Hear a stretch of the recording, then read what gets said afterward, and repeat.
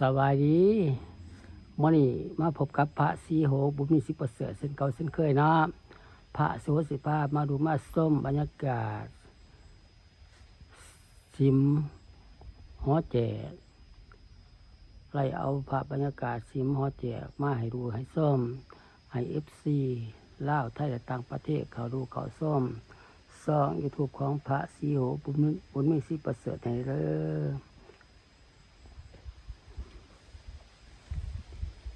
กดไลค์กดแชร์เนาะกดติดตามให้เนาะอะไรผ่านมาไว้เนาะอะไรผ่านมาไว้เด้อ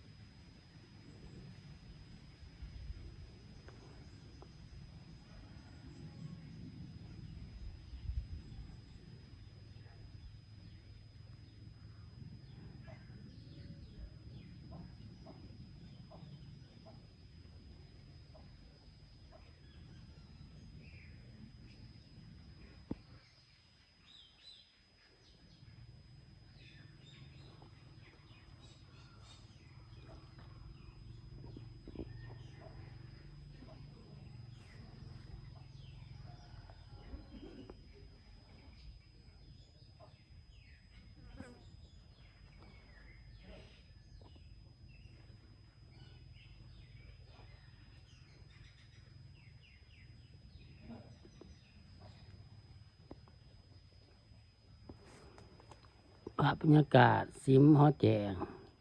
เนาะไล่เอาภาพบรรยากาศสิมหอแจกมาให้ดูให้ชมให้ FC ลาวไทยและต่างประเทศเขาดูเขาชมช่อง YouTube ของพระสีโหบุญมีสิประเสริฐให้เด้อกดไลค์กดแชร์เนาะกดติดตามให้เด้อเป็นกำลังใจให้พระสีโหบุญมีสิประเสริฐให้เด้อ FC ลาวไทยและต่างประเทศขอให้เข้าดูเข้าชมช่อง YouTube ของพระสีโหบุญมีสิประเสริฐให้แน่เนาะเป็นกำลังใจให้พระสีโหบุญมีสิประเสริฐให้แน่เด้อ FC ลาวไทยและต่างประเทศฝากติดตามให้เนาะเป็นกำลังใจให้พระสีโหบุญมีสิประเสริฐให้แน่เด้อ FC ลาวไทยและต่างประเทศขอให้เข้าดูเข้าชมช่อง YouTube ของพระสีโหบุญมีสิประเสริฐให้เนาะเป็นกำลังใจให้พระสีโหบุญมีสิประเสริฐให้เด้อให้ได้ผ่านมาไว้เนาะ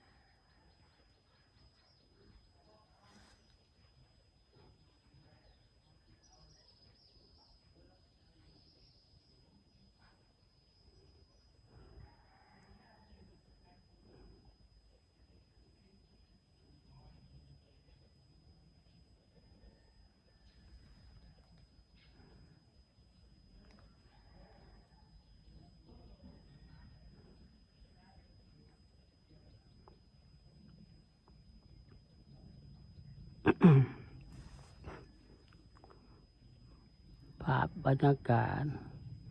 สิมหอแจกนอไล่เอาภาพบรรยากาศสิมหอแจก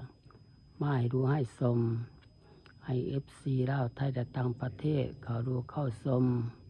ซองยูทูบของพระศรีโหบุญมีสิบประเสริฐให้เด้อกดไลค์กดแชร์เนาะกดติดตามให้เด้อเป็นกำลังใจให้พระศรีโหบุญมีสิบประเสริฐให้น้อมคลิปนี้กับพระสุโขลาภไปก่อนบ๊ายบาย